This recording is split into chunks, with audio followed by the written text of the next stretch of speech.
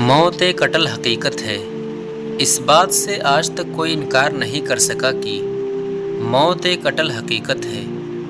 جسے زندگی ملی اسے موت سے بھی دوچار ہونا پڑا۔ جو آج زندہ ہے کل کو اسے مرنا ہے۔ ذیل میں چند ایک وہ قرآنی آیات ملاحظہ فرمائیں جن میں یہ بتایا گیا ہے کہ موت ایک اٹل حقیقت ہے۔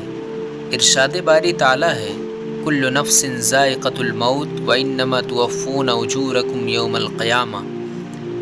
ہر جان موت کو چکھنے والی ہے اور قیامت کے دن تم اپنے بدلے پورے دیے جاؤ گے۔ دوسری جگہ فرمایا کل نفس ذائقۃ الموت ونبلوکم بالشر والخیر فتنۃ والینا ترجعون۔ ہر جان موت کو چکھنے والی ہے، ہم بطریق امتحان تم میں سے ہر ایک کو برائی اور بھلائی میں مبتلا کرتے ہیں اور تم نے مرنے کے بعد ہمارے ہی پاس آنا ہے۔ انک میت وانہم میتون۔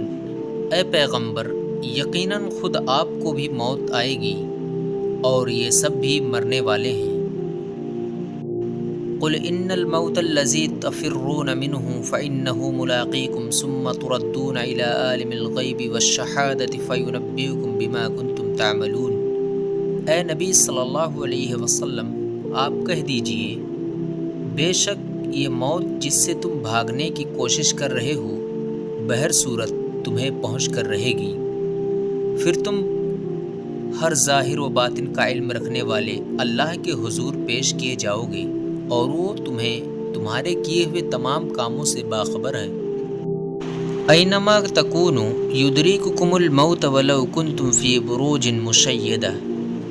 تم جہاں کہیں بھی ہو موت تمہیں آ پکڑے گی، خواہ تم مضبوط قلعوں میں ہی کیوں نہ ہو۔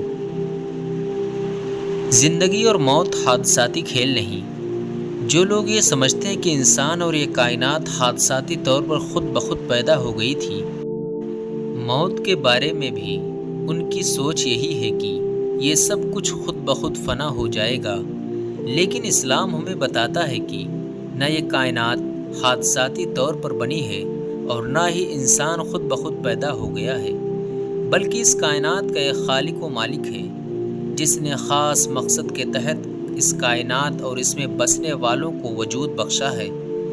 اسی کے حکم سے انسان پیدا ہوتا ہے اور اسی کے حکم سے مرتا ہے۔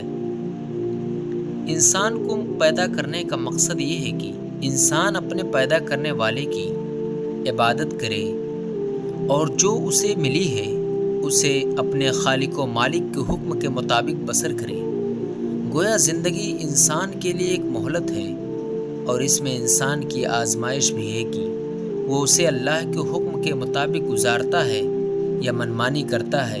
یہی بات قرآن مجید میں اس طرح بیان کی گئی ہے الذی خلق الموت والحیاۃ لیبلوکم ایکم احسن عملا۔ جس اللہ نے موت اور زندگی کو اس لیے پیدا کیا کہ تمہیں آزمائے کہ تم میں سے اچھے کام کون کرتا ہے۔ جب انسان کی روح نکال لی جاتی اور اسے موت دے دی جاتی ہے تو اسی لمحے یہ مہلت ختم ہو جاتی ہے۔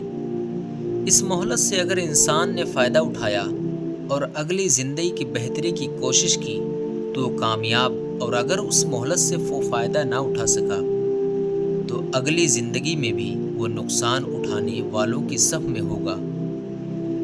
یہاں یہ بات یاد رہے کہ زندگی کی یہ مہلت ہر شخص کو صرف ایک ہی مرتبہ ملتی ہے، دوبارہ یہ مہلت نہیں ملتی۔ قرآن مجید کے مطالعے سے معلوم ہوتا ہے کہ کافر کی جب موت آتی ہے تو وہ دنیا میں جانے اور نیک عمل کرنے کی مہلت مانگتا ہے، اور فاسق کو جب موت آتی ہے تو وہ بھی اپنے گناہوں سے توبہ کی مہلت مانگتا ہے، مگر دونوں میں سے کسی کو بھی مہلت نہیں دی جاتی، جیسا کہ ارشاد باری تعالیٰ ہے حتی اذا جاء احدهم الموت قال رب ارجعنی لعلی اعمل صالحا فیما ترکت کلا انہا کلمۃ هو قائلها ومن ورائهم برزخ الی یوم یبعثون۔ جب ان گنہگاروں میں سے کسی کو موت آنے لگتی ہے تو وہ کہتا ہے اے میرے پروردگار مجھے واپس لوٹا دے تاکہ اپنی چھوڑی ہوئی دنیا میں جا کر نیک اعمال کروں، مگر اللہ فرماتے ہیں ہرگز ایسا نہیں ہو سکتا، یہ تو صرف ایک قول ہے جس کا یہ قائل ہے، اب ان کے پس پشت تو ایک حجاب برزخ ہے۔ ان کے دوبارہ جی اٹھنے کے دن تک